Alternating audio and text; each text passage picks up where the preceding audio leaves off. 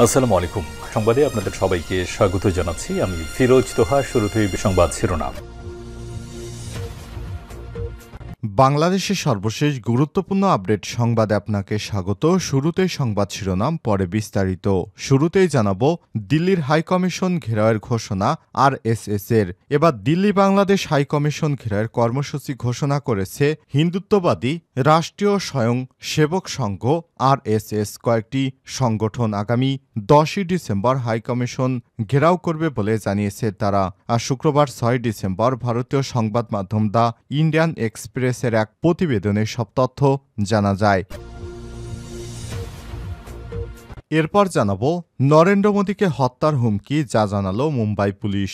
ভারতের প্রধানমন্ত্রী নরেন্দ্র মোদীকে বোমা মেরে হত্যার হুমকি দেয়া হয়েছে। শনিবার 7 ডিসেম্বর মুম্বাই পুলিশের কাছে সামাজিক মাধ্যম হোয়াটসঅ্যাপে এই বার্তা পাঠানো হয়েছে বলে জানিয়েছে বিজনেস স্ট্যান্ডার্ড সহ দেশটির অনেকগুলো সংবাদ মাধ্যম।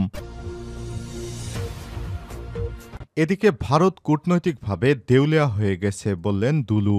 বিএনপির কেন্দ্রীয় নেতা এবং সাবেক মন্ত্রী advocate M A Ruhul Kuddus Talukdar Dulu বলেছেন, প্রতিবেশী রাষ্ট্র ভারত তার সব প্রতিবেশী রাষ্ট্রের সঙ্গে বন্ধুত্বপূর্ণ সম্পর্ক বাদ দিয়ে দাদাগিরি দেখাতে এখন সে নিজেই কূটনৈতিকভাবে দেউলিয়া হয়ে গেছে। জানাবো শনিবারও স্কুল খোলা রাখার বিষয়ে যা জানালো মাউসি। আগামী বছর থেকে শনিবারও স্কুল খোলা থাকবে এমন তথ্য সঠিক নয় বলে জানিয়েছে শিক্ষা মন্ত্রণালয় এবং মাধ্যমিক ও উচ্চশিক্ষা অধিদপ্তর মাউসি। শনিবার 6 ডিসেম্বর চ্যানেল 24-কে সব তথ্য নিশ্চিত করেছেন অধিদপ্তরের মাধ্যমিক উইংয়ের পরিচালক অধ্যাপক ড খান মহিউদ্দিন সোহেল। জানাবো জোয়া এবং কোটিপতির গ্রাম নিয়ে পাওয়া গেল ভয়ানক তথ্য। মেহেরপুরের মুজিবনগর উপজেলার কোমরপুর গ্রামে মোহাম্মদ মঈনুদ্দিন ওরফে ময়না মেম্বারের বর্তমানে 3টি আলিশান বাড়ি। কোমরপুর গ্রামে কয়েক কোটি টাকা ব্যয় তার ভাইয়ের বাড়ির পাশে একটি রাজপ্রাসাদ বানিয়েছেন। এছাড়াও মেহেরপুর শহরের নীলমণি হলপাড়ায় মিমি বেকারি এবং পাশে 6তলা একটি দৃষ্টিনন্দন ভবন রয়েছে তার। কোমরপুর স্কুলপাড়ায় তার একটি ভবন নির্মাণাধীন। এবং সর্বশেষ জানাবো মুহুর্মুহুর বিস্ফোরণের শব্দে কাঁপছে টেকনাফ। মিয়ানমারের রাখাইনে মুহুর্মুহুর বিস্ফোরণের শব্দে কাঁপছে কক্সবাজারের টেকনাফ। এতে টেকনাফ পৌর সদর, সাবারাং এবং শাহপরী দ্বীপ এলাকায় বাসিন্দারা ঘুমহীন রাত কাটাচ্ছেন। আজ ভোর 4টা থেকে 11টা পর্যন্ত একের পর এক বিস্ফোরণের শব্দ ভেসে আসতে থাকে। প্রিয় দর্শক, এতক্ষণ শুনছিলেন সংবাদ শিরোনাম, এবারে বিস্তারিত। তবে তার আগে বন্ধুরা অনুরোধ থাকবে এই সংবাদটিতে একটি লাইক দিন।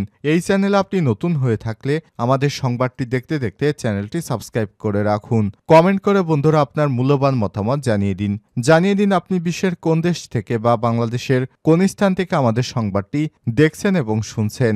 এবারে বিস্তারিত। দিল্লির বাংলাদেশ হাইকমিশন ঘেরাওয়ের ঘোষণা আরএসএস এর। এবার দিল্লিতে বাংলাদেশ হাইকমিশন ঘেরাওয়ের কর্মসূচি ঘোষণা করেছে হিন্দুত্ববাদী রাষ্ট্রীয় স্বয়ং সেবক সংঘ আরএসএস। কয়েকটি সংগঠন আগামী 10ই ডিসেম্বর হাইকমিশন ঘেরাও করবে বলে জানিয়েছে তারা। শুক্রবার 6 ডিসেম্বর ভারতীয় সংবাদ মাধ্যম দ্য ইন্ডিয়ান এক্সপ্রেসের এক প্রতিবেদনে সব তথ্য জানা গেছে।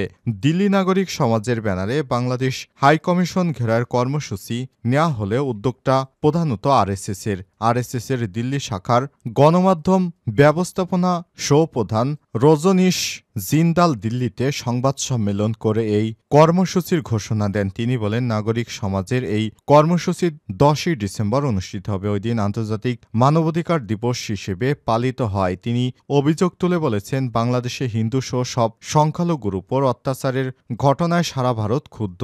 ওই কর্মসূচিতে দেশের 200টির বেশি সামাজিক, সাংস্কৃতিক ও ধর্মীয় সংগঠনের প্রতিনিধিরা অংশ নেবেন।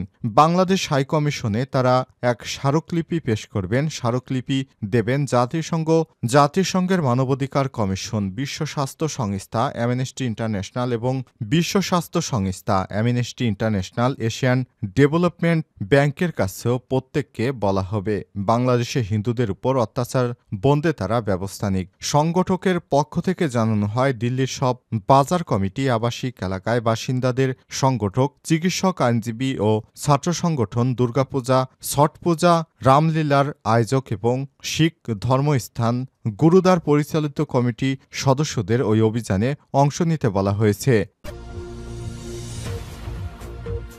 নরেন্দ্র মোদীকে হত্যার হুমকি যা জানালো মুম্বাই পুলিশ। ভারতের প্রধানমন্ত্রী নরেন্দ্র মোদীকে বোমা মেরে হত্যার হুমকি দেওয়া হয়েছে। শনিবার ৭ই ডিসেম্বর মুম্বাই পুলিশের কাছে সামাজিক মাধ্যম হোয়াটসঅ্যাপে বার্তা পাঠানো হয়েছে বলে জানিয়েছেন বিজনেস স্ট্যান্ডার্ড সহ দেশটির অনেকগুলো সংবাদ মাধ্যম। কর্মকর্তাদের মধ্যে ট্রাফিক পুলিশের হেল্পলাইনে পাঠানো ওই হুমকির মতো বোমা হামলার পরিকল্পনা দাবি করা হয়েছে, যাতে দুইজন কথিত আইএসআই এজেন্ট জড়িত। হুমকির বার্তা পাওয়ার পরে ভারতীয় নয়া সংহতি আইনের ধারায় একটি এফআইআর দায়ের করা হয়েছে। এদিকে যে ৯ নম্বর হোয়াটসঅ্যাপে বার্তাটি এসেছে এটি রাজস্থানের আজমির এলাকায় বলে নিশ্চিত করেছে পুলিশ। সঙ্গে মুম্বাই পুলিশের একটি দল অভিযুক্তকে ধরতে সেখানে রওনা হয়। প্রাথমিক তদন্তে পুলিশ ধারণা করছে হত্যার বার্তা পাঠানো ওই ব্যক্তি হয়তো মানসিক ভারসাম্যহীন অথবা অতিরিক্ত মদ্যপ অবস্থায় কাজ করছেন। এ কারণে তিনি মোদীকে হত্যা করার জন্য একটি হোয়াটসঅ্যাপে মেসেজ পাঠিয়েছেন। আসলে বিষয়টি কি সেটি আইনশৃঙ্খলা রক্ষাকারী বাহিনী খতিয়ে দেখছে। ভারত কূটনৈতিকভাবে দেউলিয়া হয়ে গেছে দুলু। বিএনপির কেন্দ্রীয় বিষয়ক সম্পাদক ও নেতা সাবেক মন্ত্রী advocate M A Ruhul Kuddus Talukdar Dulu বলেছেন, প্রতিবেশী রাষ্ট্র ভারত কূটনৈতিকভাবে দেউলিয়া হয়ে গেছে।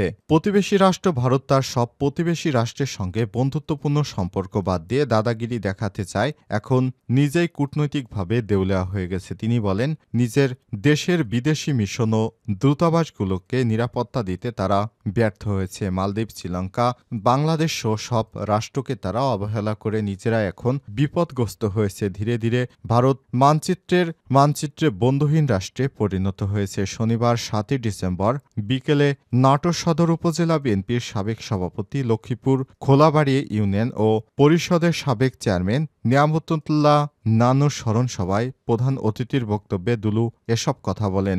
দুলু বলেন, জুলাই আগস্টে বিপ্লব ছিল বাংলাদেশের গণমানুষের বিপ্লব। ভারত সরকার ভুলে গেছে একটি দেশের সম্পর্ক হয় আরেকটি দেশের সঙ্গে, কোনো ব্যক্তির সঙ্গে নয়। কিন্তু ভারত সরকার উগ্র হিন্দুরা হাসিনা পতনে মর্মাহত হয়ে বাংলাদেশের সব মানুষের বিরুদ্ধে তথ্য মিথ্যা প্রোপাগান্ডা ছড়িয়েছে। আমাদের দেশে হিন্দু, মুসলমান, খ্রিস্টান সহ সব ধর্মের মানুষের সুসম্পর্ক নষ্ট করার পায়তারা করছে। চিরদিন এদেশের মানুষ হিন্দু, মুসলিম, বৌদ্ধ, খ্রিস্টান সবাই মিলেমিশে পাশাপাশি অবস্থান করছে। এদেশে কখনো সাম্প্রদায়িক দাঙ্গা, মানহানি, হানাহানি, জীবননাশের ঘটনা ঘটে না। ভারতেই এসব সাম্প্রদায়িক দাঙ্গার, মানহানি, জীবনহানির ঘটনা ঘটায়। তাই আমাদের দেশের সব মানুষকে সব সময় সচেতন থাকতে হবে। পতিত হাসিনা সরকার এবং তার দোসরদের দেশের ভেতরে বাহিরে যে কোনো ষড়যন্ত্র সম্পর্কে সজাগ থাকতে হবে। কোনো ষড়যন্ত্র টের পেলে দেশের সব দলমত, ধর্ম, বর্ণের মানুষ একত্র হয়ে সব ষড়যন্ত্র রুখে দিতে হবে।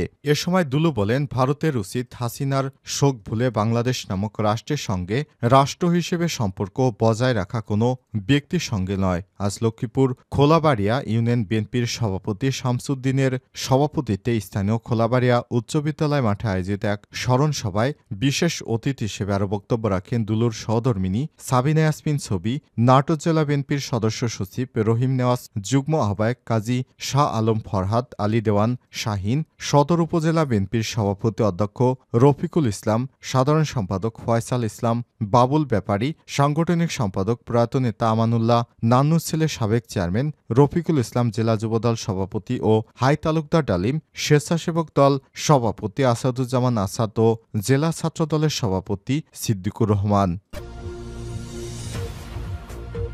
শনিবারও স্কুল খোলা রাখার বিষয়ে যা জানালো মাউসি।